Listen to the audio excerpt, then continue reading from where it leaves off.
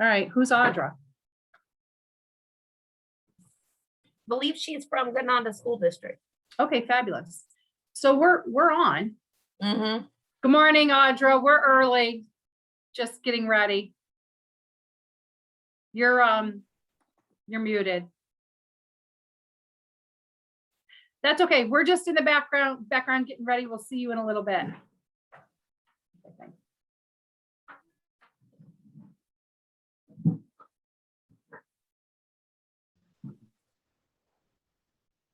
Sorry, I was early. I just wanted to make sure that I remembered this. I forgot my computer at home and I'm a little discombobbled this morning. So I will, I'll be quiet till 8:30 and I'll see you ladies then.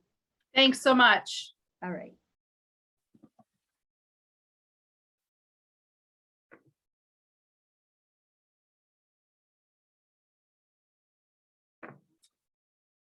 Okay, so.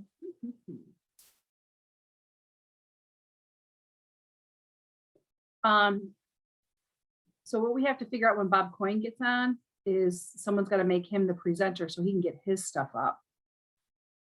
So if we, Well, I am able to share my screen, so I think I might be the host. so it says FL Wib is the host. Oh, that's me. So I am. I'm going to hang on. Let's just make sure. No, can you see the agenda? Yep. Then I am the host. Okay, great. Okay, so as far as font size, how does this work? You're a co-host. Okay, So when I go into participants, it says I'm the host and it says you're the co-host. So when Amanda comes on, we'll make her a co-host as well. And same thing with Bob. Is Amanda hopping on soon or what are we doing? I haven't heard back from her. I'm gonna Okay, call her. that's fine. That's fine. I feel like I'm forgetting something, but well.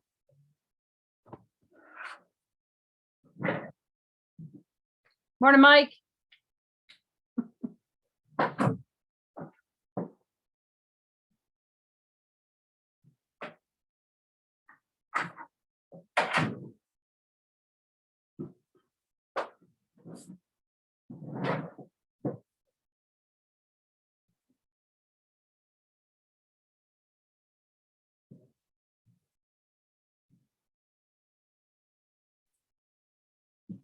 Amanda will be here in just a minute. Okay. But as the font size of the agenda, is that big enough? Yeah, it looks good. I think it does.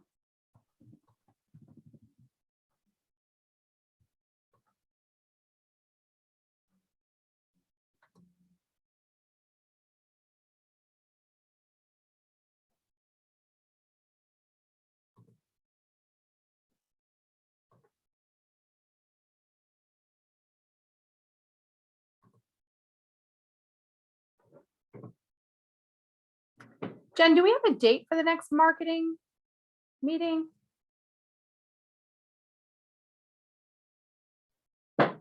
We do. Let me launch my calendar and I will take a look. Thanks. I'm sorry. I'm not finding it. Yeah, I sent out a recurring meeting Yeah, at that's the end of June. at the end of June. All right. Maybe I just didn't go far enough. No, yeah, I'm through July. I'm missing it. I'm not seeing something.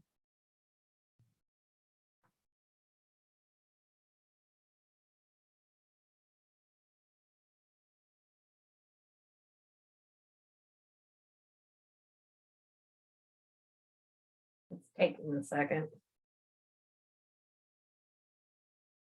It's June 30th.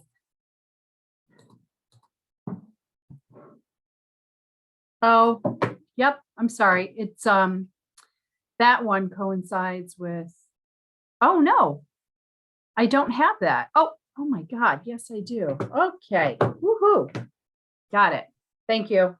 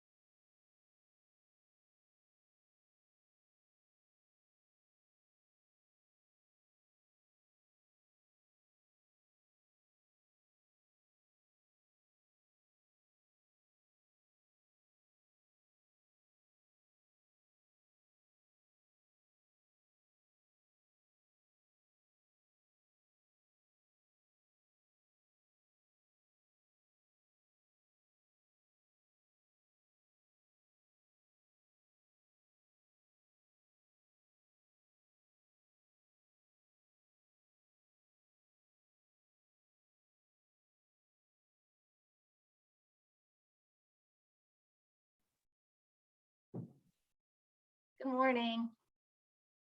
Good morning. Morning, John. Morning, Sarah. Hi, John Mueller.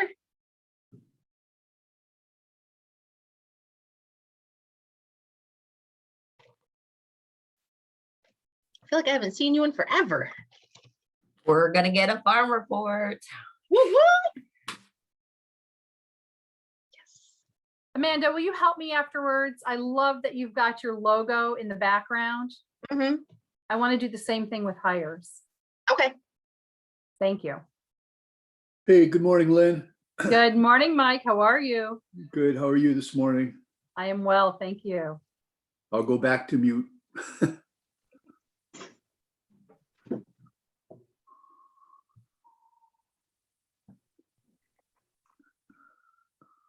So John Mueller, how much are you gonna miss us? Oh, Jen, especially you quite a bit. Yeah. All those good breakfasts that we had in the morning, our networking. All right. But hopefully Amanda keeps going with our, what do you call it? Career Day for Agriculture. And we still keep in touch that way. Mm-hmm. Yeah, absolutely. I can give you an update on that real quick, John. We are planning on in-person event All right. tentatively March of 2022. And we're looking at, I have not talked to FLCC yet, but possibly hosting it at FLCC. So that's as far as I got. Is that so? And it So would be- is and it March would like be- indoor? It would be for like 2022. Our plan is to combine our 3 events so we can hit them all. So it would be healthcare, agriculture, and the skilled trades and manufacturing. Manufacturing. So no, we were So hoping. that- I honestly just started talking about, I actually talked with Todd Salone from FLCC about it yesterday, to see if we could use like some of the inside for some of like the more like presentation type stuff, and then the outside for more of like the hands-on stuff. Yep. So more to come, more to come. All right. Yeah, March is a sketchy weather time of year. Yes. So was October though. Wouldn't So- want to be outside. so October, we can, Yeah. October for the skilled trades and manufacturing is always hit or miss too. So Yes, we have slogged through the mud in October. It's the Rodman Lot Farm. Are they still hosting that? Is that going to go on this year? no, and not that they're not hosting it or anything, but the skilled trades and advanced manufacturing day is usually in October. And we just weren't Yep. sure yet what schools were gonna look like. So we're hoping by the spring of next year, right, we'll be able to get a lot more in person.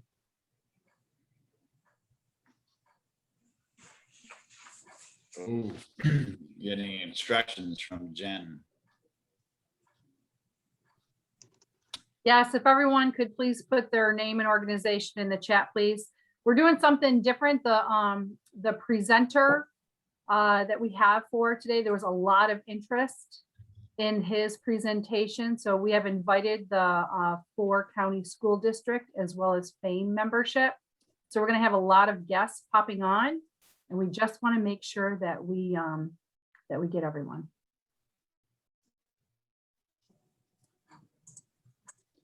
As of this morning, we Might had be 33.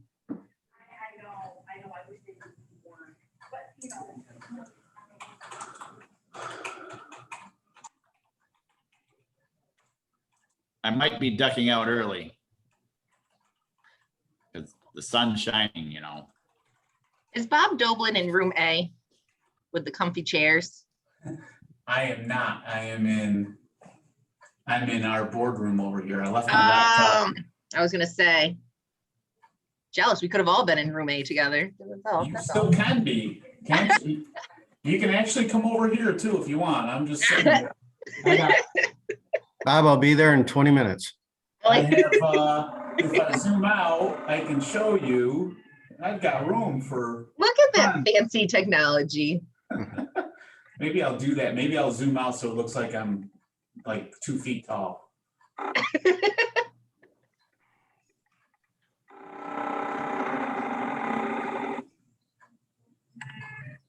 Whoa.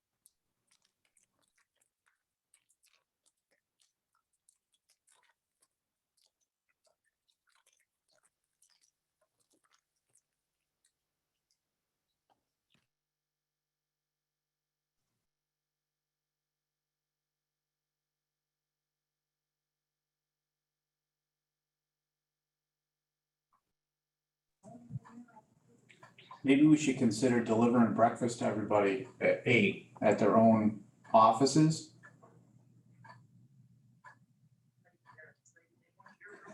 Just a thought. That would be quite a feat. We just like split up the counties for delivery. Like I can deliver to Wayne County. Jen can deliver to Seneca County. Yeah, a virtual coffee shop is kind of a neat idea.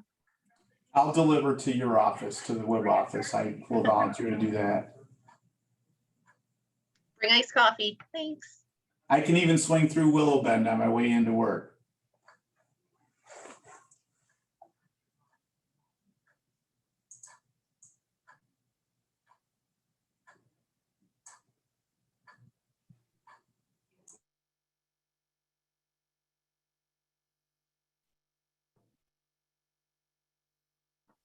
Oh, there's another Mike Davis. Good morning. I haven't seen Mike Davis in forever either.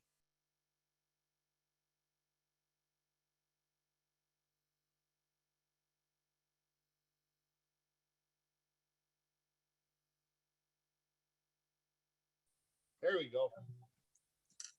How's everybody been? Good morning, Mike. Good to see you. How Thanks we for doing? joining us this morning. You got me till about 9:30. Then I gotta get up and run. Got it. Hey, Mike Davis, just checking. Have you been getting my emails about the career event meetings? I have been. Smitty been going? No. Okay. I'll start attending again. I thought my training director, Mike Smith, was going. So, yeah, I will start attending again. I've been getting them. Thank you. I just want to I make just sure. haven't been good. I haven't been good about answering them and telling you I've been busy on every one we've had. Well, that's okay. And I was experiencing email issues for a couple months. So I really just wanted to check and make sure all my emails were going out, that you were getting them. So, Yep, I'm getting them. so I can, we can talk offline whenever you have a moment, because I have some updates about doing a career event next year. Okay. Sounds good. Does it look good for next year? Yeah, so tentatively looking at March 2022, Okay.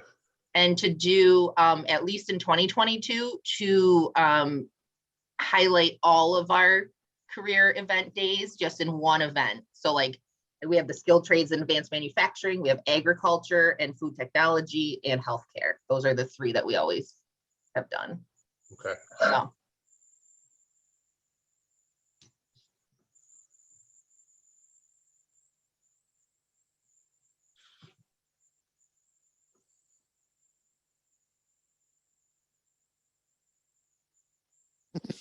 Boy, it's quiet out there in Zoom land today.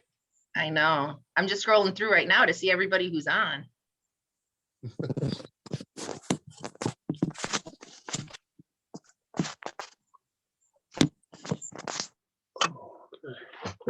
So many faces I haven't seen in forever, like Tom Facer and Joe Pellerite. Well, I've talked to Joe on the phone. I haven't seen Joe in a while. Oh, sorry, Joe, you're muted. Everyone got muted when you came in. Okay, there we go. I had more time to set up today for the actual video piece of it, so that's why you're seeing me. Nice.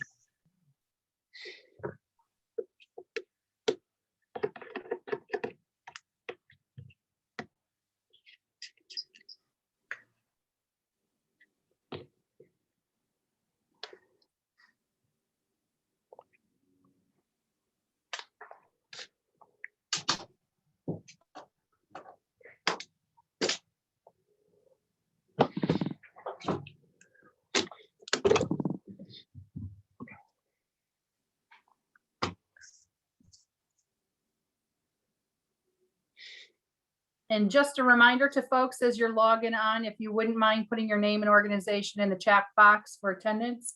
We have extra guests this morning and we want to make sure that we're accurate with attendance this morning. Thank you. Well, it's 8:30. Shall we get started? All right, let's call the meeting to order.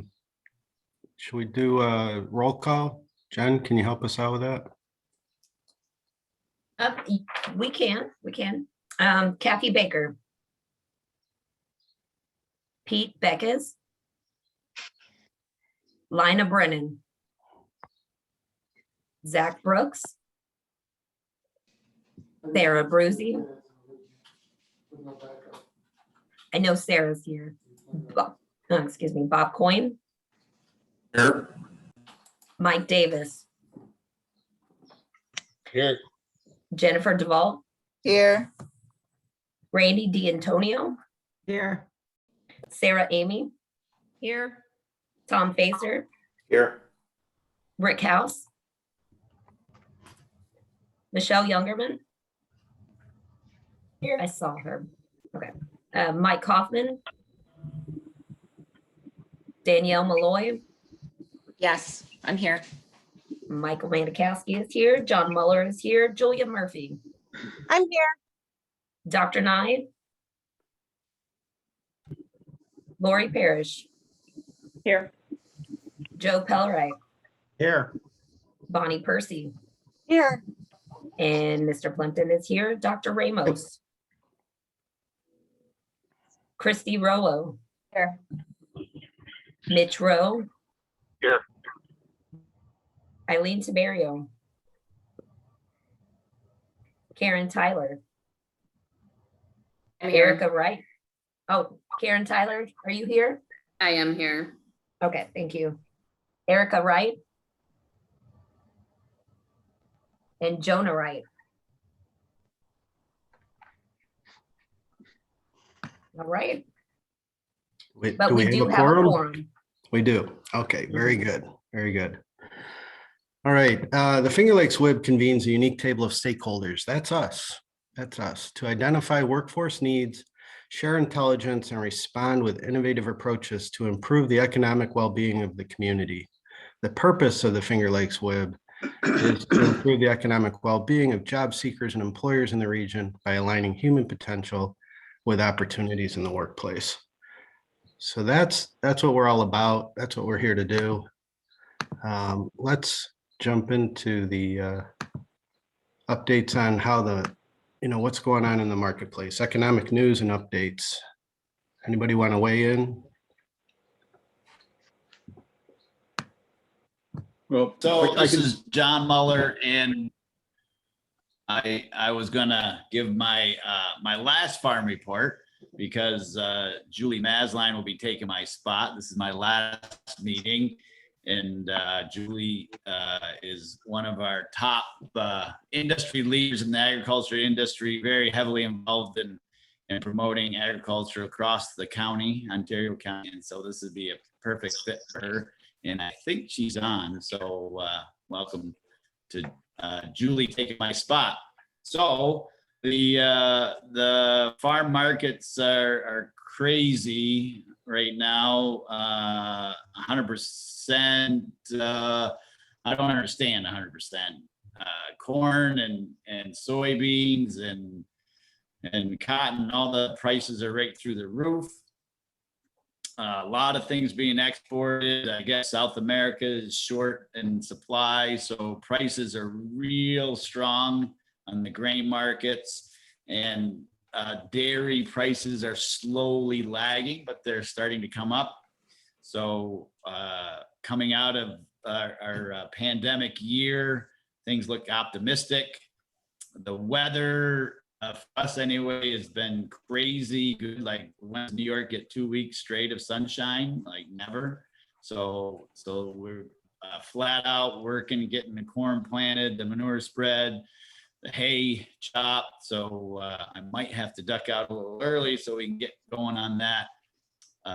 But so things are very optimistic in my little agricultural corner of Ontario County this morning. And Sarah and Tom can kind of weigh in on the fruit vegetable area, how that frost or lack of frost or budding or everything is going. So I'll let them talk about that, but very optimistic as that's Thanks, my farm report. Thank you. I can weigh in Rick, the vineyard side and the winery side. Things look all right in the vineyard. We don't really know anything about any catastrophic hardship from the frost, but until we can count some clusters and see how the fruit looks at that point. But the buds have been pushing for the past couple of weeks, and with the sunshine, they're just gonna go right through the roof. We got everything tied in the vineyard, and now the guys are just going through and cleaning things up. And we're always optimistic. This dry weather is helpful, so we can get stuff done out there in the fields. In the winery, business is starting to pick back up. More people are coming out. Now we're just going to have to figure out how we deal with CDC recommendations for maskless vaccinated people. And we don't want to be the police asking for vaccination cards. It's just, as the winery and the wine trail, we're trying to figure out how we address that. Here in the winery, we're asking that everybody continue to wear their masks until they are seated. Our staff will wear masks for their own protection, and because a lot of us have family that are younger and aren't able to get vaccinated. So going to continue to protect ourselves and our staff. Yeah, good luck with that, Sarah. Sarah, are you having any challenges getting enough people to work in? Oh, in the winery, yes. Yeah. And we're not the only ones. It's all over the board. I know that Three Brothers, they usually hire about 120 part-time staff, and they're at 70 right now. So they're, Oh, wow. you know, we're lucky we're not that big of an operation. And we have actually a lot of family that are staying around for the summer. So we're relying on a lot of our kids and for the help. Okay, thank you. Yeah. Mr. Manikowski? yeah, Chairman Rick, just a couple of notes on especially on the fruit side, on the grape side. You all are probably aware that finally, after 2 years, the Gallo Corporation from Modesto, California, successfully closed only early this year on their acquisition of Canandaigua wine. And that was a $1 billion investment by Gallo, with a lot of implications for our local region. And I have to say, what we're hearing and from our meetings with the management, things are very positive. Ernest Gallo III was here only about a week or 2 weeks ago to meet with the employees to assure them that Gallo is making a long-term commitment They're going to keep it branded as Canandaigua wine, even though it will be owned by Gallo. They will maintain their manufacturing operations or processing operations here. Their grower relations are very important to them, and they will continue. And they will also operate their East Coast warehouse and distribution facility from Canandaigua. That involves about 300 people. Just like we heard from Sarah, there's still a great demand for employees there and across the board. Thanks to Lynn and Mike and the team at the WIB, we're getting these kind of businesses involved in our new innovative programs. But I just wanted to mention that there was some concern, frankly. There was some noise about Gallo doing a major league, a giant project in South Carolina. They basically said that was something they are looking at from using a port area in South Carolina, but they have complete commitment to the Canandaigua wine operation, to maintain those operations and to grow in the Northeast here using Canandaigua as their hub. So I just want to mention that because it does play into the ag and the fruit sector. Yeah, thank you. I think that shows the strength and maturity of our local wine industry, that they want to have a footprint here in the Finger Lakes. That's great. Absolutely. Anybody from healthcare that could weigh in, share with us what's going on there?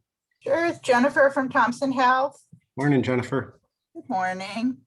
The hospital continues to be very, very busy. We did not have much of a flu season for obvious reasons.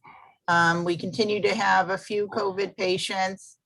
The deferral of care over the past year has contributed to our customers being much more ill than they should be if they had received more preventative care. So we've been very, very busy, very full for a long time.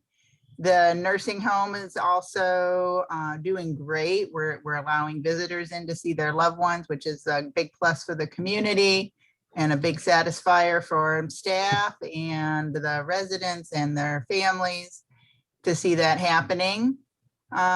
We have a huge demand for employees. We, like every other business out there, are struggling to provide the staff that we need in order to care for our patients. We're needing to move wages, just given what's going on around us with everyone else announcing that they're going up. We're needing to make investments there, and all the while keeping up with the constant state guidance that's still coming out on COVID policies and monitoring and data gathering and reporting, and just keeping everyone safe here. Very good, thank you. I can tell you from the manufacturing sector, things are very robust. Many companies are hiring or have job opportunities. Most of the problems that I'm hearing are happy problems. They're like problems with maybe some material supply shortages or machines that are a little late on delivery. But in general, the business is very robust and most companies are very, very busy. Okay, any program changes? I just had a question about healthcare, Yeah. Rick, if I could throw it in. Sure, go for it. I wanted to ask you, at Thompson, are you seeing any challenges with retention caused by stress of the staff during the pandemic?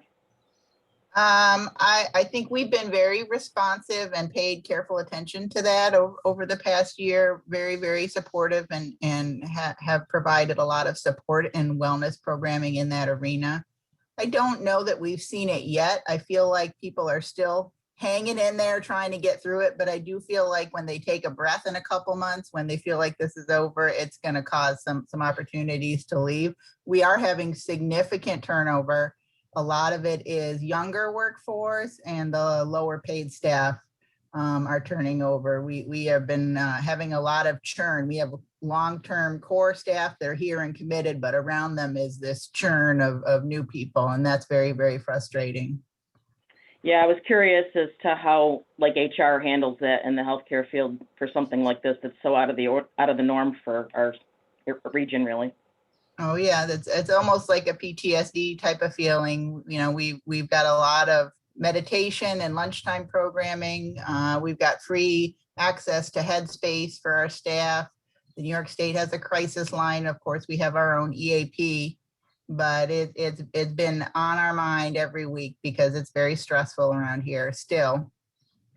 Right. We're Thank having you. similar issues in our residential program because we do, they're providing 24/7 care in these group homes. And although as an agency, we've done a lot to try to help with the, the mental health and physical health and a lot of wellness initiatives, we're definitely seeing some staff, experiencing burnout. And, as we've all said, there's plenty of job opportunities out there, and everybody's increasing their rates, and that's hard for us to compete with. So, it hasn't been a huge turnover, but we've definitely seen some people leaving because of the burnout. Just of the past year, it's just been tough on them in the houses. Thank you. Morning. I'd like to just jump in really quick. Randy D'Antonio, I'm with the Public Employees Federation.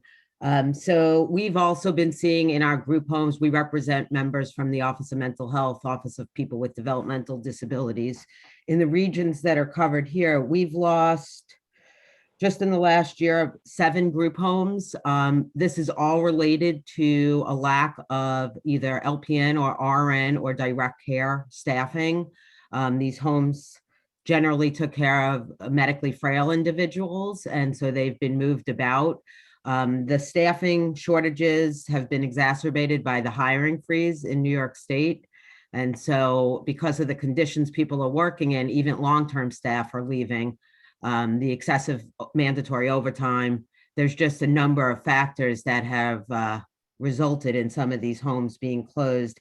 And the agencies are still under a freeze despite, it supposedly being lifted. So that's very concerning for us in our healthcare service agencies. Thank you. Thanks for sharing that. All right, thank you. That's good information for everyone. Program changes, anything to make us aware of there? There are a couple. They're covered in the new business under section 3. So if we can do it now, or we can do it when we get there. Your choice. But let's wait. We'll do them all when we get to, that Very section. good. Thank you. All right, privilege of the floor. Anything else anyone would like to share? All right, hearing nothing, we'll move on to new business and the consent agenda. Lynn, do you want to? Well, first, let's do the approval of the minutes. So all the materials for the meeting were put up a few days ago, so everyone should have had a chance to look at this. Any changes or comments with respect to the minutes? I would move their approval, Mr. Chairman. Thank you, sir. Second. And everyone wave or say aye for approval of the minutes. Aye. Aye. Anybody opposed? And the minutes are accepted. Thank you. All right, let's get into the rest of the consent agenda. And Lynn, I'll turn it over to you to lead us through that. Thank you, Mr. Chairman. So there are mostly items that we're used to seeing that have all been sent out and gone through the appropriate committees. If there's any questions on those that folks would like to ask, otherwise there are 3 new items, and I'll go ahead and briefly discuss those. Down towards the bottom, resolution 20-20 is we're seeking approval of the work tryout policy. This is for the transitional jobs work tryout. This is a 160-hour work experience where individuals are allowed to are set up to go to work and have a tryout experience.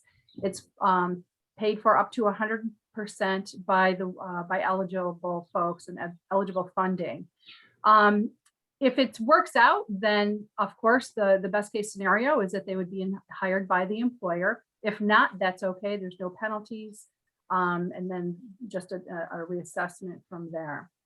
The in-demand occupational list, every year the local workforce areas are required to do an assessment and see what are the in-demand occupations and are we up to date.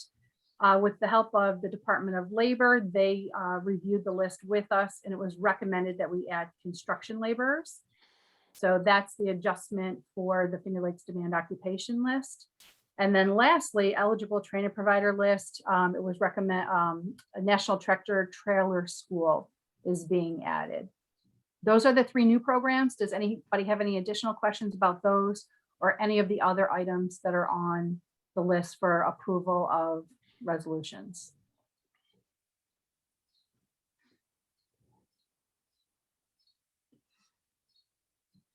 Mr. Chairman, with the board's permission, I would offer to approve resolutions 1120 through 2120 as a block.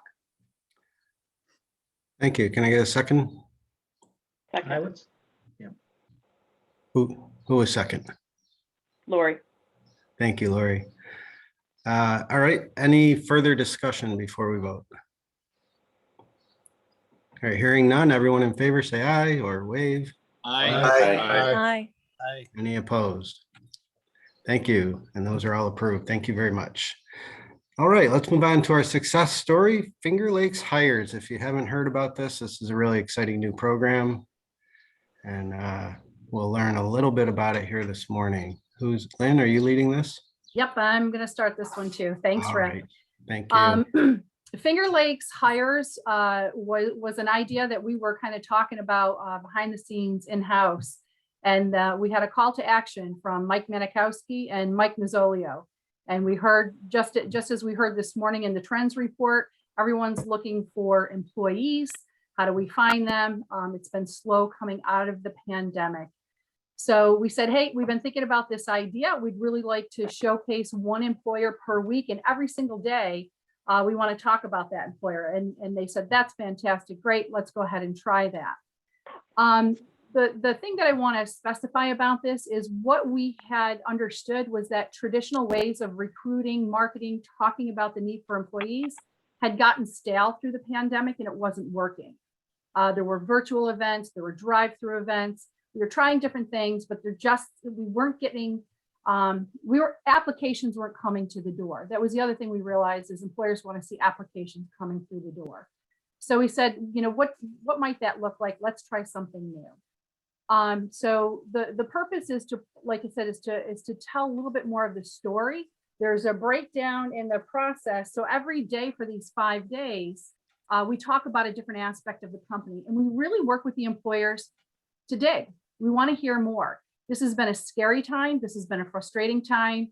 We just listened to healthcare talk about PTSD, burnout, and there's a hesitation for folks to come back to work. And there's a lot of really great employers out there that are doing really great things.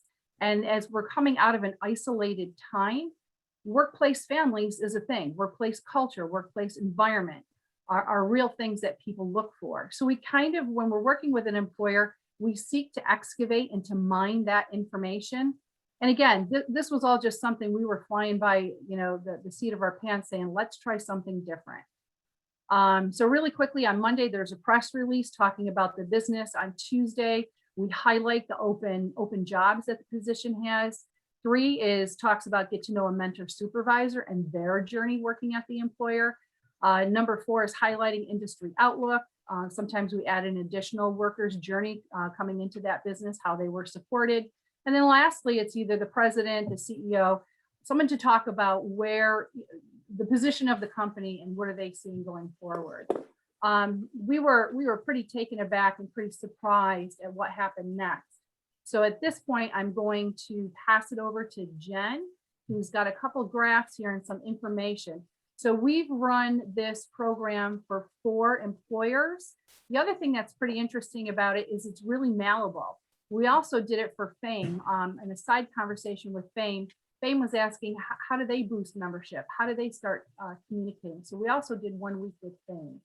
At this point, I'm going to turn it over to Jen, and she's going to talk about some of the results that we've seen so far with the 4 employers. All right, thanks, Lynn.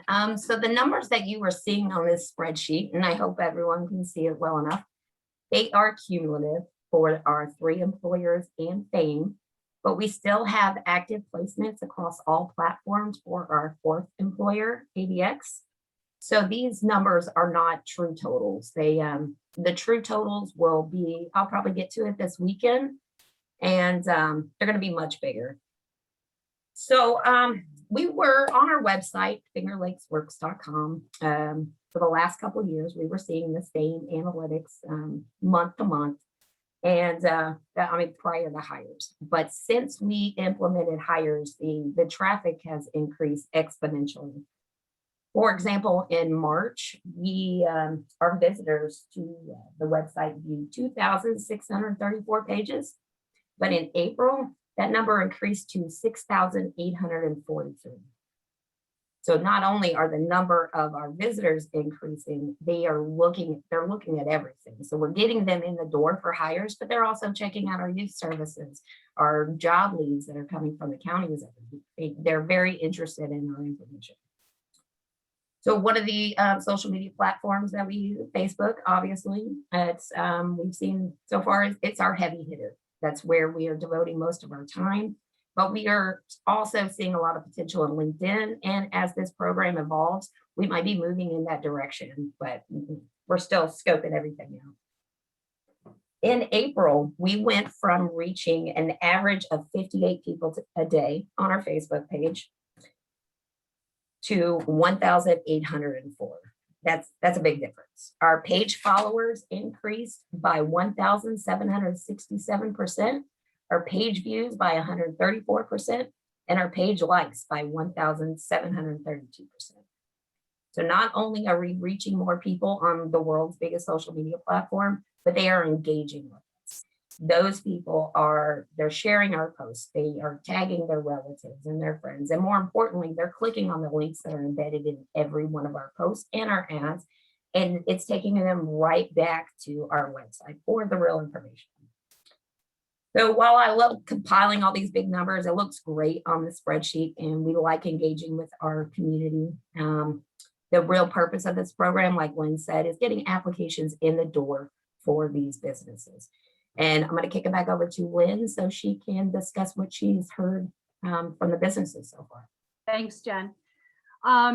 So follow-up happens 3 and 4 weeks out, because what we're starting to understand is, even though an employer has a 1-week spot, the life of that continues on for 2 weeks, 3 weeks, and into the 4th week.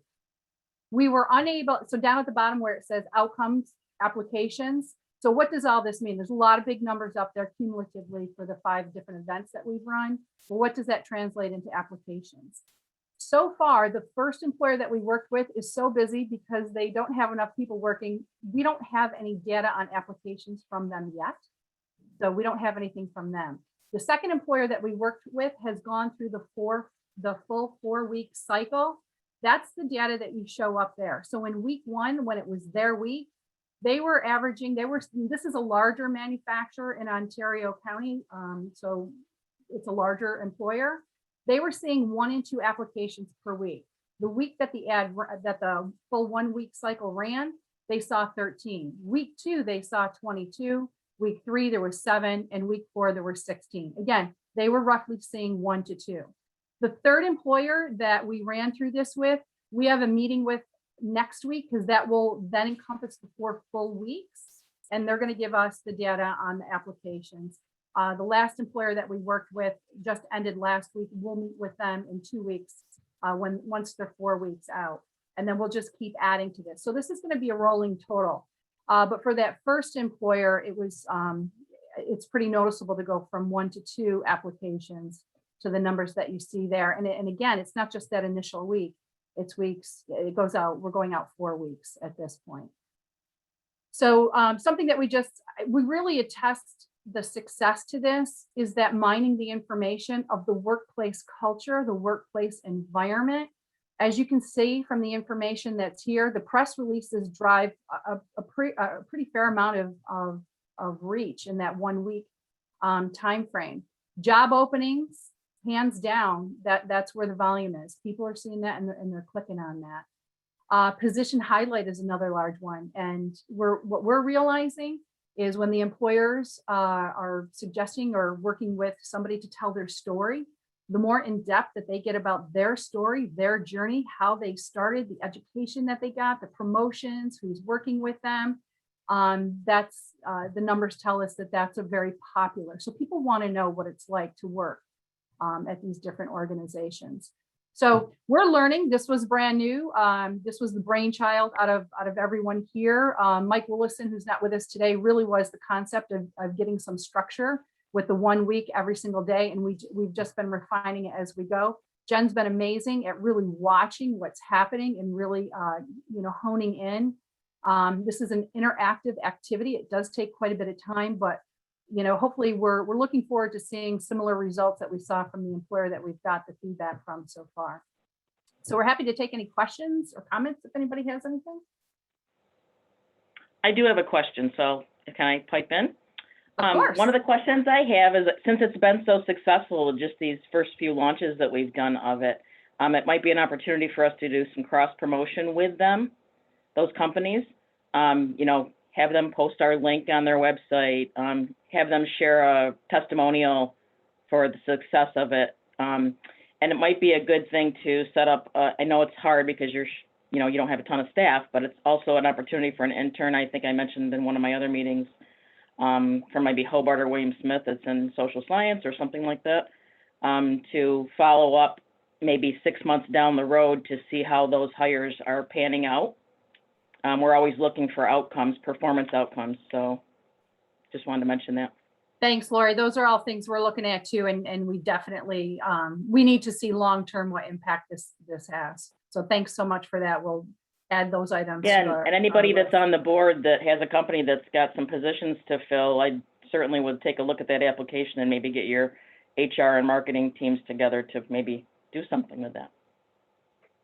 Yeah, I'd just like to comment, certainly to thank and congratulate Lynn and Mike and Jen and the team. This took a lot of extra effort. This was very innovative. They've made it rather easy for us economic developers. We're carrying their message to join into this effort to the employers we talk to through our business retention and expansion program, and carrying the application that the business needs to fill to get into the Finger Lakes Hires program.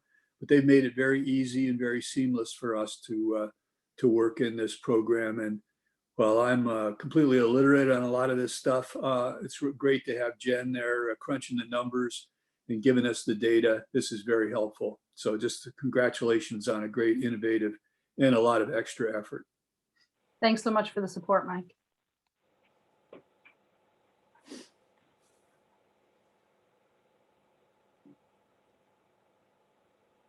All right. Well, thanks for sharing with us, ladies. That's fantastic.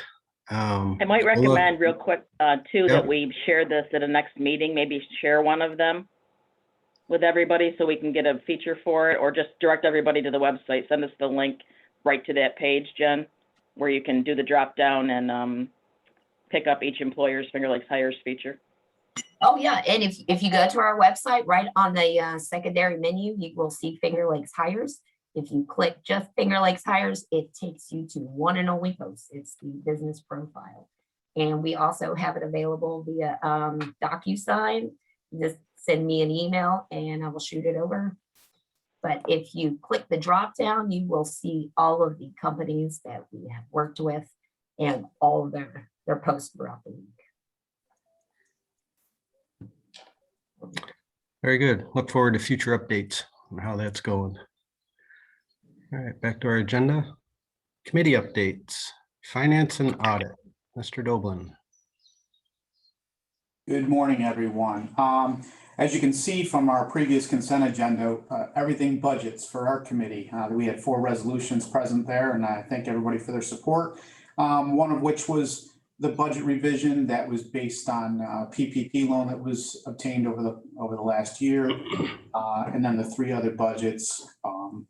The WIB budget, the county contracts, and then also the youth funding.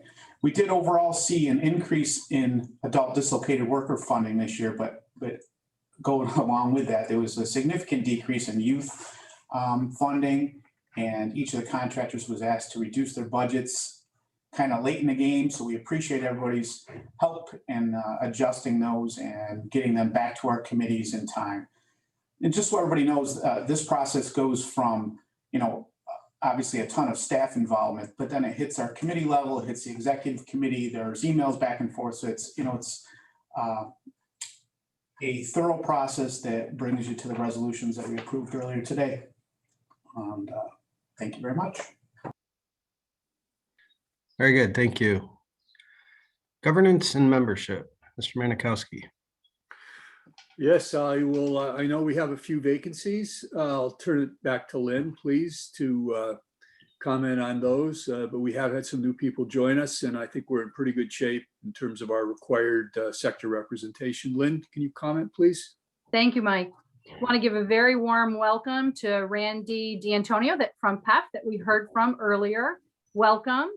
She replaces prior Maria Fisher member.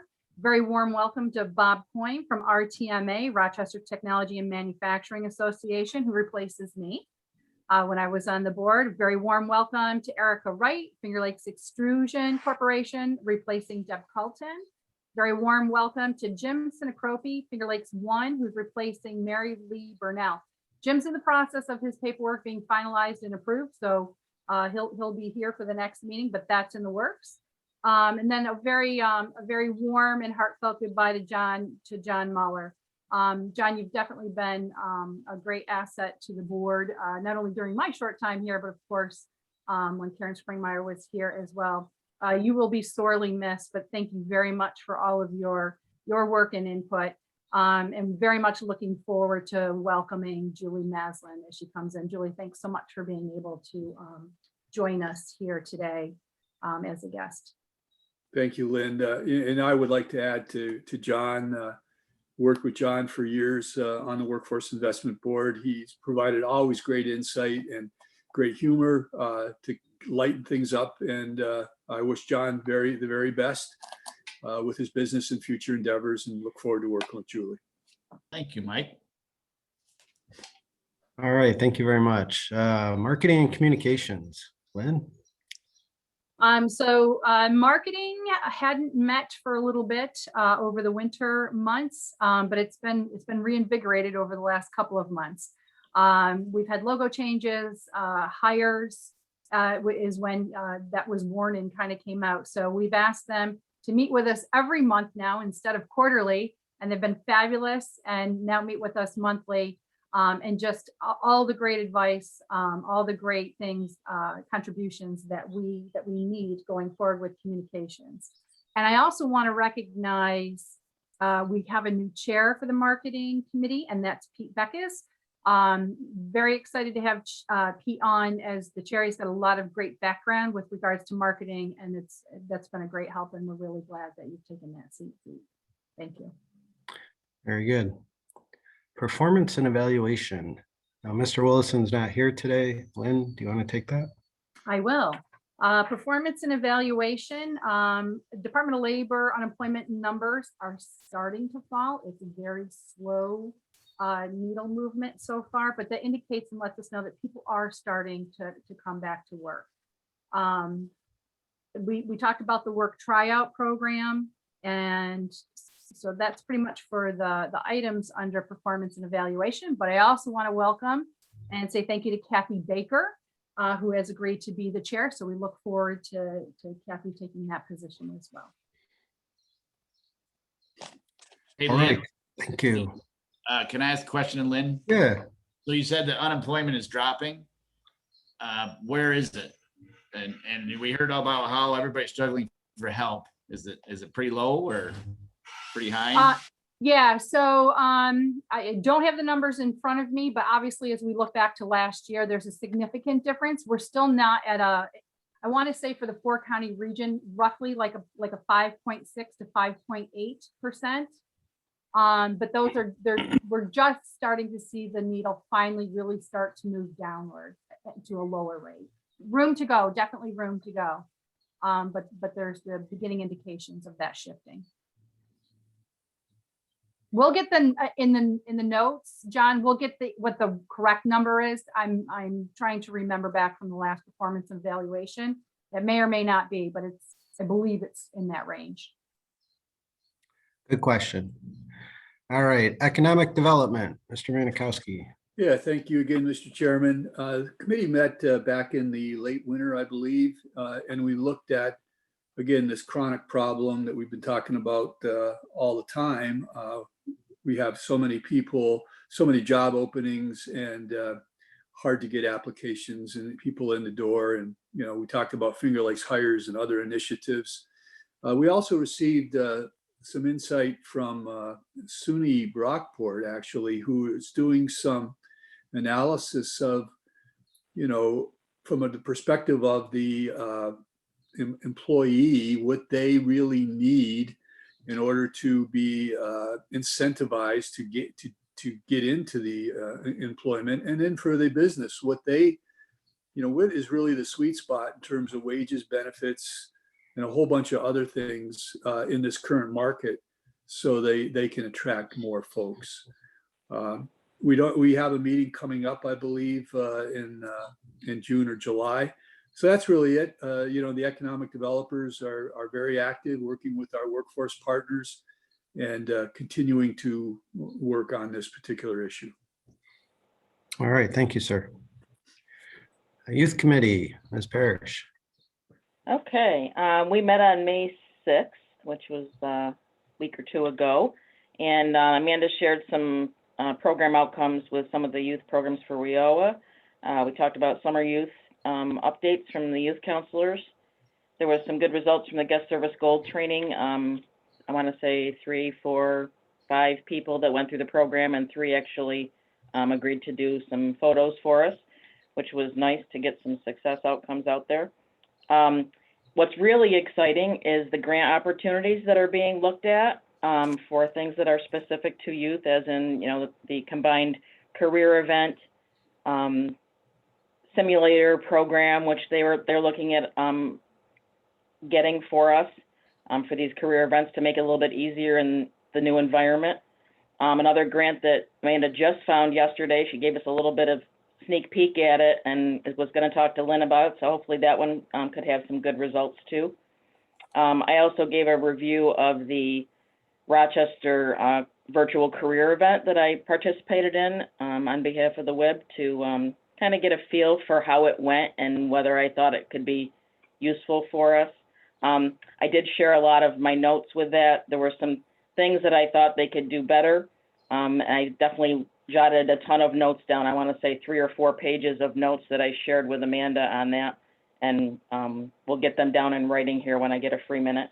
That's about it. Our next meeting will be in August, and looking forward to some continued great results of the social media efforts, because I think it's really important for the young workforce. As Mike was saying, it's trying to find that sweet spot. And I do think that social media has a huge role in that. We just need to figure out how to use it to our best advantage. Very good. Thank you. Mm-hmm. All right. FAME update. The big issues that we're dealing with there is looking for a new chair. We've got a couple people that are considering that and working that through. The other thing that it's this time of the year, we select a student at FLCC for a scholarship or an award. And those applications are being reviewed. We will select a student that will receive a $1,000 award in September. The FLACE account that supports that student award is a little north of $60,000 now. So it's a very healthy level that easily supports the $1,000 award that we give out each year. And I really appreciate everyone that's contributed to that program. With FAME, we've got some subcommittees that are very active. Anyone else want to weigh in on how the subcommittee activity? I know Pipeline's got a lot going on. No?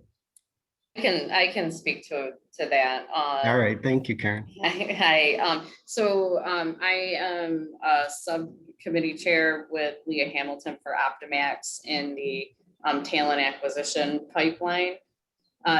We actually have been working with Lynn and Jeannie and Danielle on really trying to gain some more employers that are willing to participate in that subcommittee. I think what we're looking at here is really kind of like a co-op type of approach, where we know a number of employers in the area do some things very well, and we can all work together to learn from each other. I know Optimax has, great training programs that ITT would like to look at. We do a lot here at ITT on our recruitment and how to interview and how to find exceptionally hard to find people. So we're always happy to kind of share the things we've learned with other companies, but we're certainly looking for some more companies, manufacturers to participate in that board with us. And we're working through that process with a few of the folks that I just mentioned. Very good. Thank you. All right, director's report, Ms. Freid. Yep, director's report is Department of Labor's had a lot of changes coming out of the pandemic. Some of these are external facing and internal. So an example of the external facing activities are items such as the virtual job fairs that they're coordinating across the state, as well as starting to streamline processing with folks not being able to go to career centers for months and months. They migrated a lot of, or in the process of migrating some of those processes online. Internally, normally this time of year, we are also approving and taking a look at local plan, regional plans, among others. They're streamlining the process for that. So a lot of those reports and activities are now being forwarded to the Department of Labor first. Once they review them and approve them, it'll come back out for the board to approve. Thank you. All right, thank you very much. All right, at this time, we'll move into the presentation. Mr. Bob Coyne talking about Finger Lakes Youth Apprenticeship Program and what's happening there. We have some slides. How are we doing this?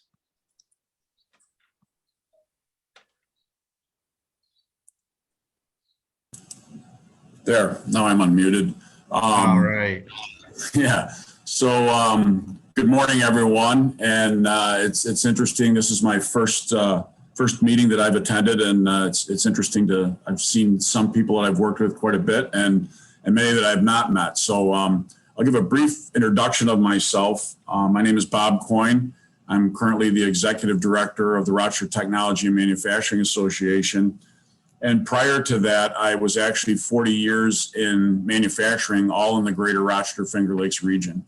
I actually went to school in a Monroe County public school, went to a BOCES for machining, went through a New York State apprenticeship program, was a journeyman tool maker, went through several different levels of management, and then ended up running a local advanced manufacturing organization in the city of Rochester called Acro Industries for the last 12 years of my career.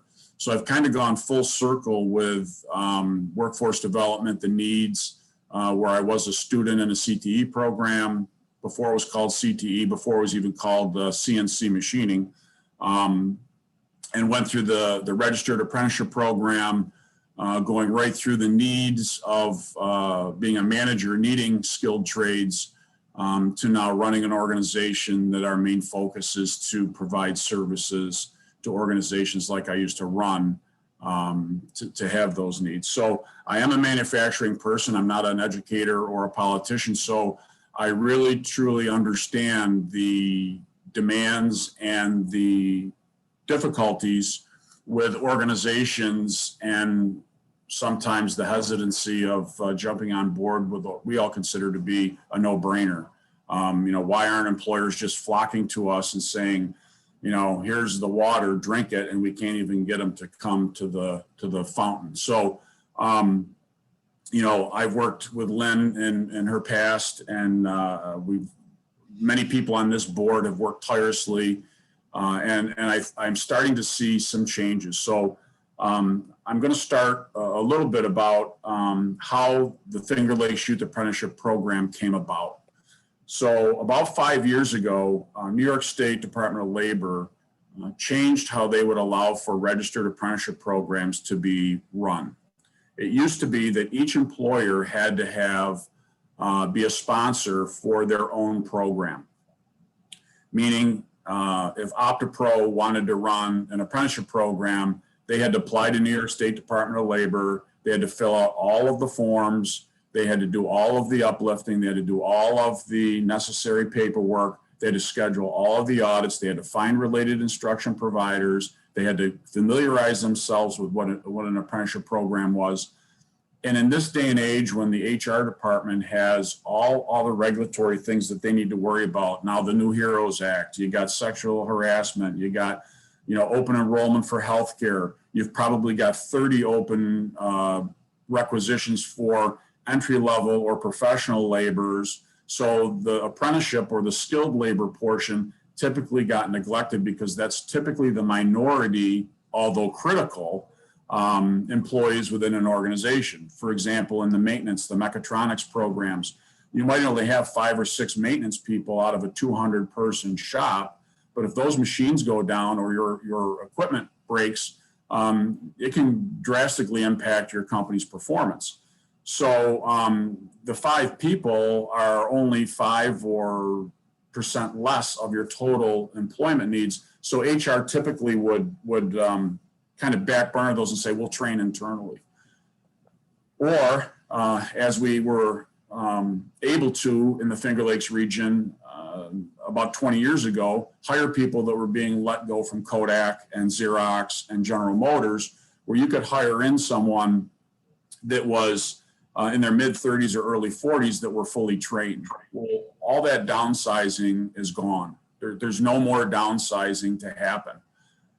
So New York State recognized that and said, we will allow group sponsors. So organizations like the Rochester Technology Manufacturing Association, MACNY in Syracuse, BNMA in Buffalo, could be a sponsor, and then individual companies could sign on as a signatory underneath our sponsorship.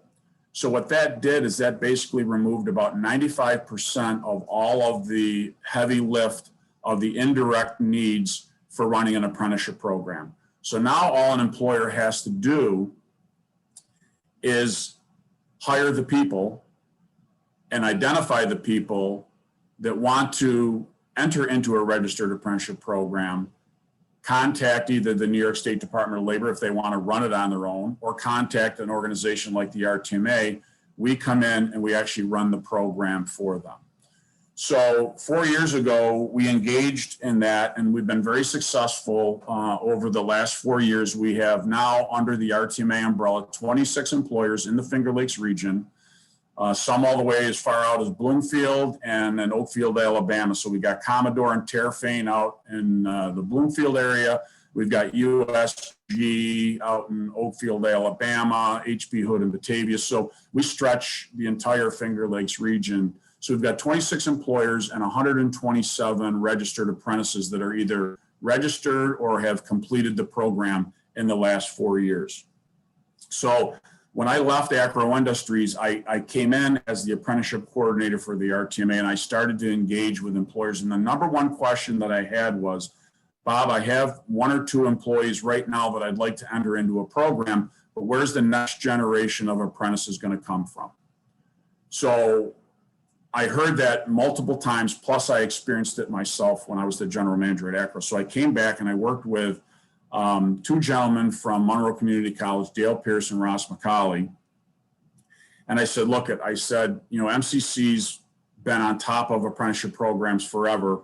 I said, but we really need to strike at a younger age. I says, I went through a BOCES program in high school where I actually worked my senior year Monday through Thursday, and I went into BOCES on Friday, worked on a senior project. I go, we need to start to develop a structured program where employers know they can come and students and schools know they can come, and we can help solve the problem.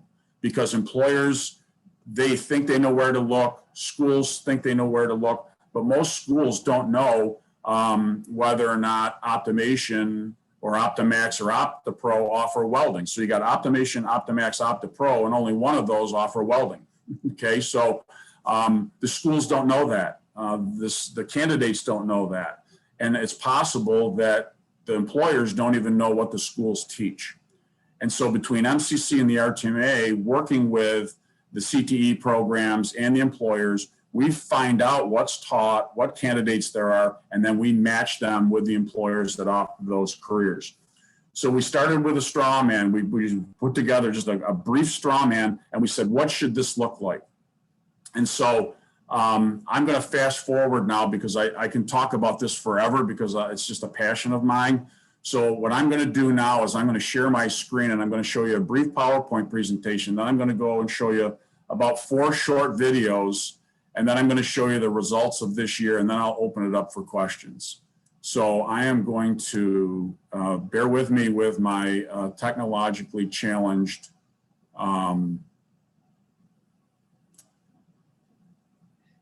I'm at that age where it's not always easy. Can you see my screen okay? Okay. So basically, the Finger Lakes Youth Program is a partnership between the RTMA and Monroe Community College. And we expand, like I said, and you'll see to the entire Finger Lakes region. So what really is a youth apprenticeship program? Well, it starts off with marketing. We have to reach both the employers and we have to reach the parents, the educators, and the candidates. So we've been able to secure funding through the RG&E grant where we have been able to market this program. We have a website now. We did a radio campaign last year. This year, we're going to spend 50% of the money towards the city of Rochester with being on a Bureau American League and through the city radio stations, not just the B and PXY. We're going to put up billboards in the city so that we can educate everybody on what these opportunities are. And we also felt it needed to have, continuing ed, so college credit. A lot of parents that were reluctant to enter into this if it was just a job. And so we promote this as it's a career with post-secondary education as part of the requirements. And even dual enrolling while in high school, these students are getting college credit while they're in 11th and 12th grade. And you'll see that it's all paid for by the Ralph C. Wilson Foundation. So there's no cost for the parents, the students, the schools, or the employers.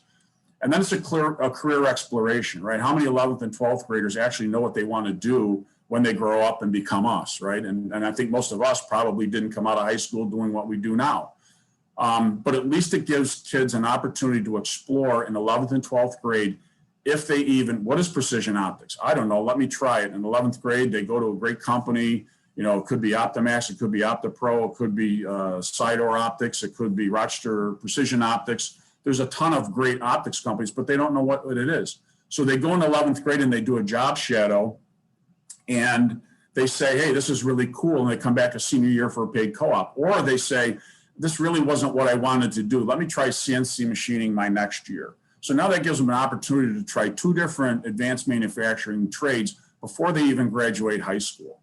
And then there needs to be a clear career pathway, right? It doesn't do any good to train people in a career that has no openings.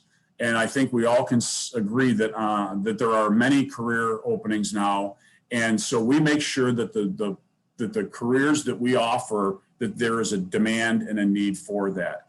And then we need to make sure that we include in the educational piece, where that's where the public education, the CTE programs, and get the education people to understand that only 50% of the students graduate from a 4-year college with a degree. So college is important, but it's not for everybody. And we think that we want to be part of the decision discussion that if you've got students that are going to go and excel in a 4-year college, then we encourage them to do that. And they can come back and be an engineer, a business owner, a doctor, or a lawyer, whatever they want to be. But there's an awful lot of children that aren't going to succeed in a 4-year college, but need additional education in order to make a living that will pull them at a well above average wage. And that's what an apprenticeship program does. So we help educate the schools to what those opportunities are. And then, of course, we need to partner with employers and explain to them the benefits of what is. So this is what it really takes to make a successful youth apprenticeship. We need to start back in the 6th or 7th grade yet, and we're not quite there. We are at the 11th and 12th grade right now by offering the youth apprenticeship program, and we are going to be engaging in the 8th and 10th grades by doing some communities roundtables this summer. And also the Explorer Post is a great option, but of course COVID put a kibosh on being able to do that effectively. So you can see that we need to get back to 6th through 8th grade and start educating people and parents on what these programs are. So what is a career pathway to an apprenticeship program? Well, the first thing is awareness. And the Finger Lakes Works with Your Hands and Explore programs are a great way to expose many students to what these opportunities are. And then it goes to an exploration process where through FAME or SummerSlam programs or those sorts of things, we're able to allow students to actually explore what these different trades are. And then the Youth Apprenticeship Program is a structured program that we're running that formalizes that a little bit more and allows them more structure and a little bit more focused exploration. And then preparation is when you leave the Youth Apprenticeship Program, you go into a full-time employment for a period of time. So you need to prove to the employer that you're dependable, you're reliable, that you're going to follow direction, that you're going to be committed as the employer will be to you. And then from that point, we want employers to engage into a registered apprenticeship program that gives the employee a national credential that gives them some purpose. And also there's some post-secondary education that's required in an apprenticeship program. So that's how we created this Finger Lakes Youth Apprenticeship Program. And this cool logo and stuff like that was not there the first year. Dale Pierce and I literally ran around with copies of our PowerPoint presentation and applications and just begged people to get on board. So is it just about welding and CNC machining? And that answer is simply no. There are a million different trades out there. We've got electrical mechanical technician, machine maintenance mechanics, quality assurance, precision optics, industrial manufacturing technician. There's about 14 different trades and we educate them all on all of it. Even though you might be in a CNC machining or welding class, the core technical skills that you're learning can be applied to all of these different trade outlines. And many of the students have never even heard of these trades. So through a youth model, what you can do is you can get hours that count towards an apprenticeship because you're working in that trade. And so you can get previous credit, according to New York State Department of Labor, for hours that are worked in a particular trade if the employer decides to do that. And you can complete almost up to half of your college coursework while you're still in high school. You have zero debt because Ralph C. Wilson is paying for that. And MCC is working on a stackable credential that you will almost be able to get your associate's degree while completing your apprenticeship program because Dale Pierce has worked tirelessly on writing curriculum that you'll get credit for your on-the-job training as well. And the higher wage scale is a contract that you will sign that will be from the employer, New York State Department of Labor, and the employee, where you will get a wage increase every 6 months over the course of that apprenticeship program, unless you have a performance issue. And that's a pretty powerful recruiting tool that you're actually going to show someone that you're going to start off maybe at $15 an hour, but in 4 years, you're going to be making $23 an hour as long as you successfully complete this program. Not too many employers are going to guarantee over 4 years that that's what your wage is going to be, but that's what an apprenticeship program does, and you're rewarding that employee for what they do. And then we expose the opportunities and growth that one could gain in the career field. So what does an apprenticeship program do? Well, in the 11th grade, they do a formal job shadowing. They can earn college credit, and they learn the safety essentials of the trade and also the fundamental practicals. And there's also a Skills USA competition that hasn't happened, obviously due to COVID, but hopefully that will come back. And then in the 12th grade, they can either continue on with that same trade that they chose, or they can explore another one, except in this time it's a paid co-op. So in 11th grade, it's about 8 hours, okay? So they may go 2 times for 4 hours or 4 times for 2 hours, and it just exposes them to the environment of the work that they think they're interested in. In the 12th year, a paid co-op, we're looking for around 200 hours, and every candidate is paid the same. So when an employer signs up, they agree. Last year was $13 an hour, and of course, with everything going on, it's probably going to bump to $14 an hour this year. But every student gets paid the same, regardless if you're with Kodak or whether you're with PGM. You get $14 an hour because we don't want the larger companies to be able to outbid the smaller companies and coerce students to go there when that may not be what the best interest of the students are. It's still a learning experience. They can continue to learn more college credit, and we'll get to the signing day events and stuff like that. And again, an hours can count towards a registered apprenticeship program. These are some of the classes that can be dual enrolled in high school. MCC works with all the local schools in the region to make sure that the educators are certified in dual enrollment, and the cost is $183, but actually you'll see that it's no cost because the Ralph C. Wilson grant will pay for all high school students to dual enroll in for this technical training. So we get all this done, we get students signed up, we get employers signed up. What do? Well, we start off with a matching day.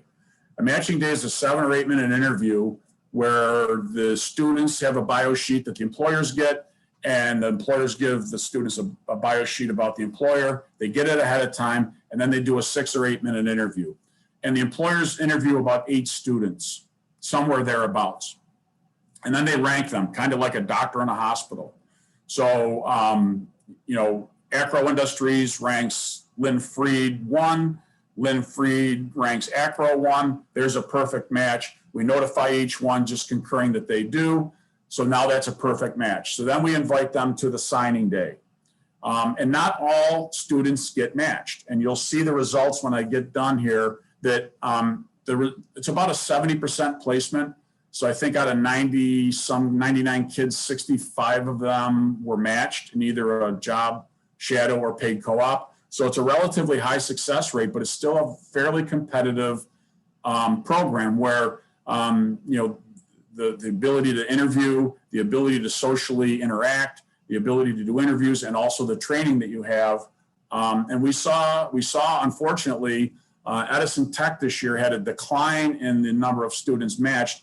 And we tie that directly to that they were never able to get into the labs this year and touch any of the machines, where the BOCES programs, the kids were able to come in and work actually on the machines. So they advanced much farther than some of the kids in Edison did. So then a signing day, and I'll show you a video of this year's signing day, which was a little bit downplayed this year because we couldn't have mass people there. But 2 years ago, we had 150 people, family, friends, schools, employers, all welcoming in the students that were matched for the signing days. So what I'm going to do now is I'm going to stop sharing the screen, and I'm going to switch to another screen. So bear with me for a minute here.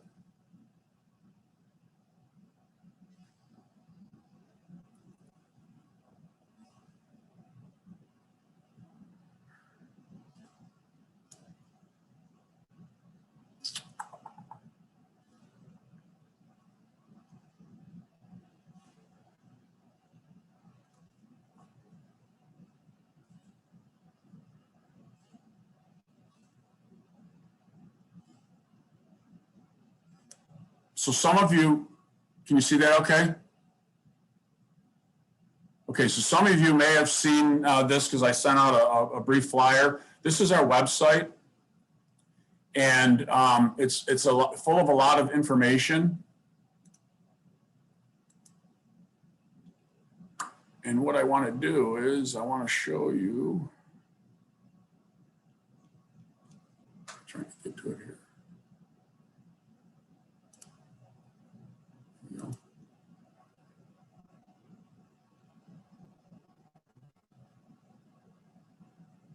All right, so explain a little bit about the Finger Lakes Youth Apprenticeship Program.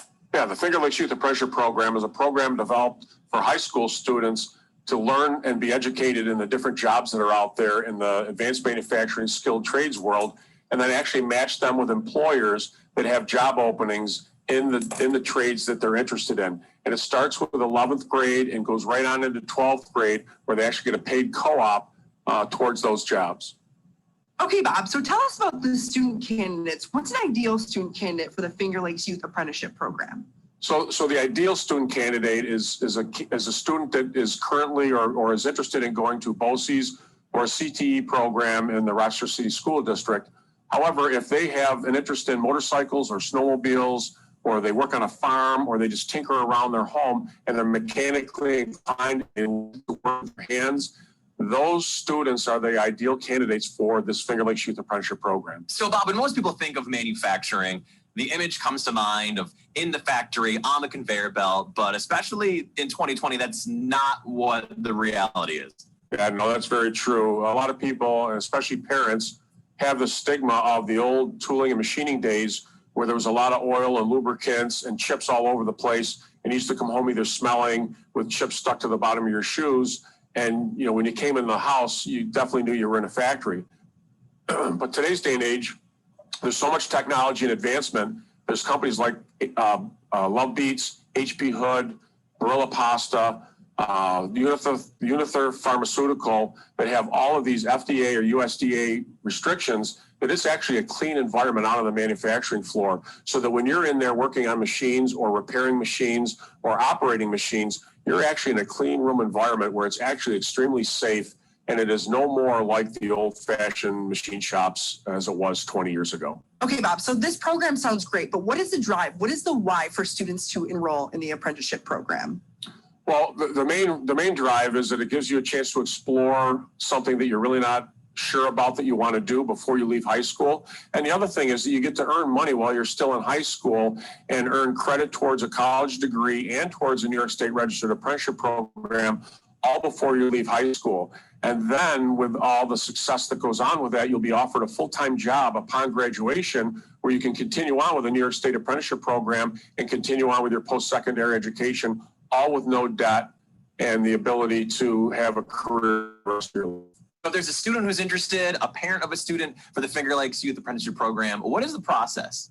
Okay, so we have, we call it the Golden Pathway. The Golden Pathway is through any of the BOCES programs in the Finger Lakes region or through any CTE program that's offered through the Rochester City School Districts. They all participate in the program this year, and all of the schools have information on that. But it's not just for the BOCES or CTE students. If you happen to be going either homeschooled or public schooled, there's going to be a website that's going up in April. That's www.fingerlakesyouth.apprenticeship.org or www.flyap.org, where you'll be able to find information about what the junior program is, what the senior program is, and all the different job opportunities that are out there. So where can students go get more information about the Finger Lakes Youth Apprenticeship Program? So if they happen to be attending a BOCES. So I'm going to go back now and I'm going to share another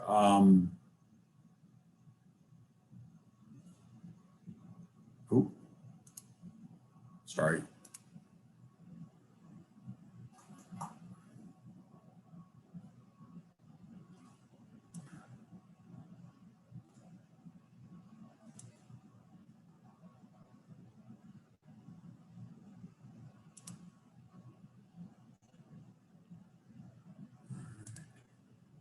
The reason that a manufacturing company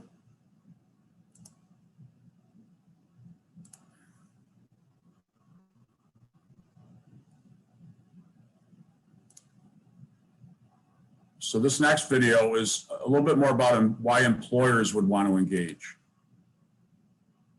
we should invest in apprenticeship programs today. The reason that a manufacturing company should invest in apprenticeship programs today is the fact that recruitment for skilled trades is very difficult right now. The fact that schools are pushing children to four-year colleges and not really teaching the CTE programs that skilled trades require, and the unemployment rate being so low, employers are finding it very difficult to recruit in young people into the skilled trades. So in a competitive market, if you can offer an apprenticeship program that offers free tuition and a wage escalation plan over the first 4 years of their employment, it is a very good recruitment tool. Aside from that, retention of existing employees, data shows if you invest in your employees by offering free tuition and a career path forward, that the employees are likely to stay with you for a significantly longer period of time because you've invested in them. And then the last thing is the knowledge transfer. There's no secret that the aging workforce is a reality across the entire country. And the best way that you can get that knowledge from the employees that are retiring is through an apprenticeship program with a structured training that requires a documented, audited process where those knowledge transfers are actually taking place. And then I'm going to show you two more quick videos and then I'll open it up for questions.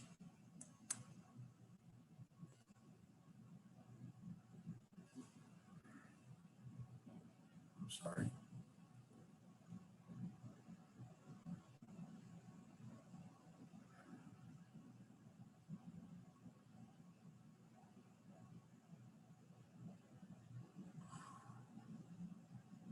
See if this will do it.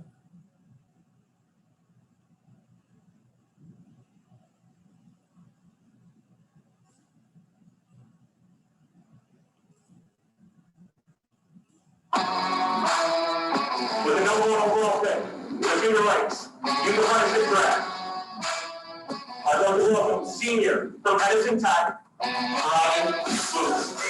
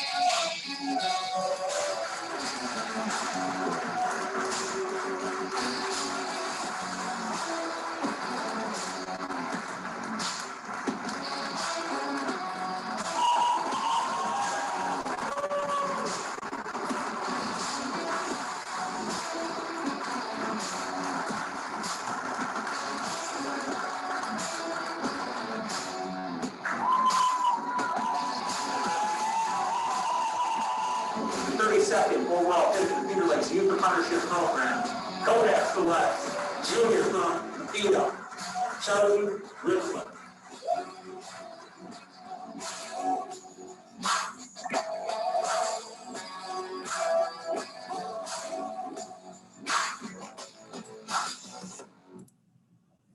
So I got one last thing to share, and then I'll open it up for questions.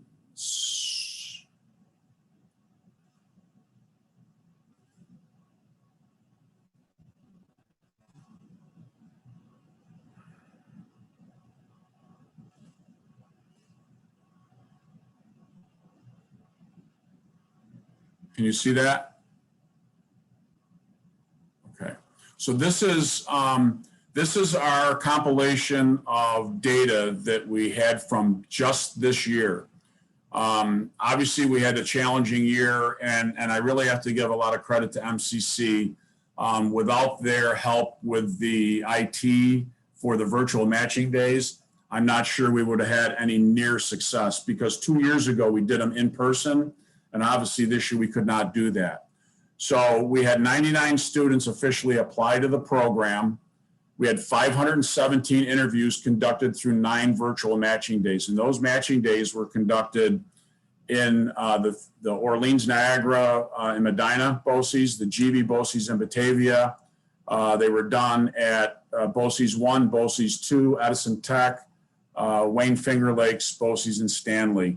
And I think we had multiple days because some of the students, we had too many students to try to schedule in within a certain number of days. So we had 6 different schools, but 9 different days because some of them we had to do multiple days. 64 of the 99 students were either accepted into job shadows or paid co-ops. You can see here. All of the students gained college credit, and over 300 MCC college credits were accumulated by the youth apprentices this academic year. So that equates to 100 classes. So each class is a 3 credit hour. So over 100 college classes were completed or will be completed through this year. And we did 3 in-person signing days. The one you saw there was the Monroe County one. And then we actually did 4. But the 4th one didn't gain media coverage, the Wayne Finger Lakes Stanley, because it was relatively small. But the one in Medina, the one in GV BOCES, Batavia, and the Wayne Finger Lakes and the Monroe County one all gained media coverage. These were the schools that participated.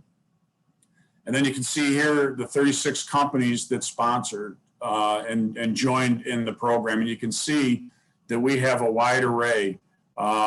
We had some new ones this year. CareStream was new, CooperVision was new, DP Tool was new.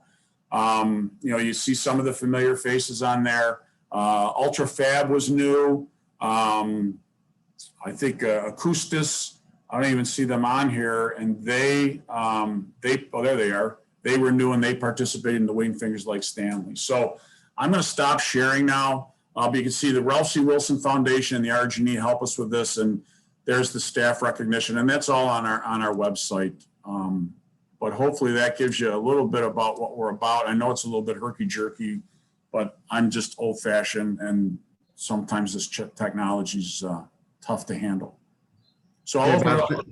Yeah, Bob, thanks for sharing all that information with us. It's a fantastic program. Appreciate all the efforts at RTMA and MCC and your partners to make this happen. It looks like last year you had 64 students participate.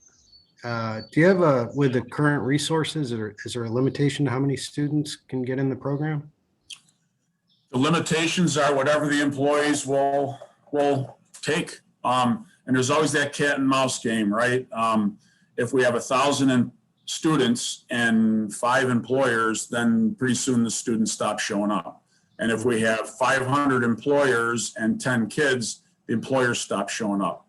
So we've tried to roll this out in a strategic fashion where we can grow it in a way where they're seeing success both from the employer side so that they keep coming back, and from the schools and students side where they can see a significant number of placements. So, we'd like to see this double next year. We really strongly believe that with the current shortage of skilled labor, you got 2 problems, short-term and long-term. And these kids aren't your short-term solution. But the problem's not going away, right? One thing that happened during COVID is that the calendar and clock didn't stop. We all got a year older. So all of these companies that were struggling to just continue to produce and maintain a business were not really able to hire too successfully. And now with the unemployment causing people to not want to work, and, everyone's getting older. And so, really we see this doubling next year to having 60 or 70 employers and hopefully upwards of 150 kids. That's great. And it's good to see you've got so much interest from local industry. Any questions? We do have a few minutes here. If anyone has any questions for Bob. I do. I noticed just in that signing day, they were all males. Do you have females what's the gender? So yes, it's a great point. And we would love, so yes, the answer is yes, there are females. There were none in the Monroe County. However, when you go to out in the rural areas like GB Batavia and out in Medina, we actually had 8 young women. So in total, there was 8 of those 66 that were female. So we were at about, I think it's 16%, which is, not great, but it's above the average. So for the apprenticeship program, we have 10% of our registered apprentices are females. We're actually applying for a grant. The federal government just reopened the WANTO grant, which is Women in Non-Traditional Occupations. And so we're applying for a grant to help. It's really outreaching to employers, but also outreaching to candidates to say, look, women can do this too. There's a wide array of successful women in the skilled trades. And that's what we're going to do, is we're going to tap them to speak to young women to say, look at, I was you, and here I am now, and here's the successes I've had. So yes, you're right. It's a white male dominated industry. About 85% of the skilled trades are white male, and I don't know why. I can attribute to part of it back in the 50s when the immigration, you could get into this country if you were from the Eastern Europe region and you had a skill. After World War II, there was a shortage of skilled labor, and the United States government opened up immigration and made a priority for those that offered a skilled trade. And so all of the white men from Germany and Eastern Europe flocked over here to get jobs, and that kind of set the stage for the market, and it's not right, and it's not going to get fixed next year, but we certainly need to work on it. Thank you. Thanks. I still think there's a long way to go. I mean, I began in skilled trades 20 years ago. And in my career in manufacturing, you know, up until even pretty recently, you know, it's like women call it death by 1,000 cuts. And when I started in skilled trades, it was very much, even 20 years ago, I was told by some people that they did not want to train a woman to be a machinist. And I think, you know, I think that still exists. I think there are still some people out there that there is that perception. So I think a lot of companies are actively overcoming it. And, you know, one of the things I love about ITT is they take a pretty strong stance against anything that could be potentially an issue with gender or race here. But I think we would be remiss in saying it doesn't exist. Oh, I don't think anyone says it doesn't exist. Yeah. But, you know, again, it's, I think just let's go along with racism, right? I mean, you know, I don't consider myself to be a racist, but to think that it doesn't exist would be ignorant. And and so we need to do a better job of educating employers on how uncomfortable young women are entering the trades. And we also need to communicate to the parents and the young candidates that it's okay. And the acceptance is starting, you know, the acceptance is starting to become more relevant than it used to be. Right, agreed. And it's an untapped, I mean, you know, I'm an employer. That's where I came from. It's like, okay, when are we going to wake up, employers, and realize that the white males aren't flocking to our jobs anymore? Okay, for whatever reason, there's 2,900 open jobs, and it's old data in the skilled trades in the Finger Lakes region. Okay, right. And we've been promoting to young white males for years, and they aren't coming. So let's look at the underserved populations. Let's look at women. Let's get to the youth, and let's start generating the next generation of advanced manufacturing and make it happen. I think that ties into what one of the things that we're trying to accomplish with Finger Lakes Hires, with promoting the workplace culture and what it actually looks like to work there. And what, again, like what Lynn was saying, when we really work with the companies to really, you know, mine that information, it's can you promote, you know, can we do an interview with a woman that works there, or, you know, something like that to just spread that cultural awareness.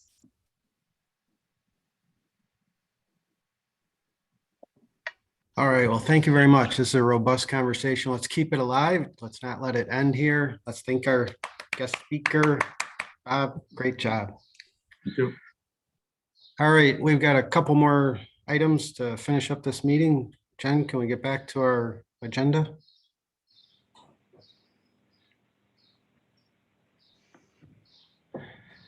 Any other business announcements?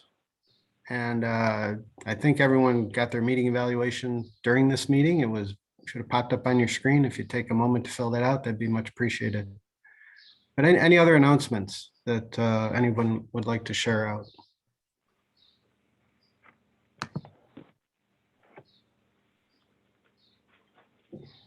No? All right. Next meeting is Wednesday, September 15th. So everyone enjoy your summer. Have a great summer. And we'll see you on the other side. Can I get a motion to adjourn? Is that going to be a live meeting? Just kind of curious. Are we all going to get together? Or is it still going to be virtual? We left it open. I'm sorry, Rick. We left it open. I think we're going to try and actually do both options. Have a place to meet in person for anyone who's comfortable and would like to do that. And we'd also like to still offer the option of having virtual access. Great. Yeah, you'd hope we can, at that point, we'd be able to meet in person. So we'll see what we can do. Did I hear a motion to adjourn? I'll make it. I'll make a motion. Thank you. Second. Thank you. And we are adjourned. Great meeting, everyone. Thank you very much. Thank Have a great day. Yep. Bye.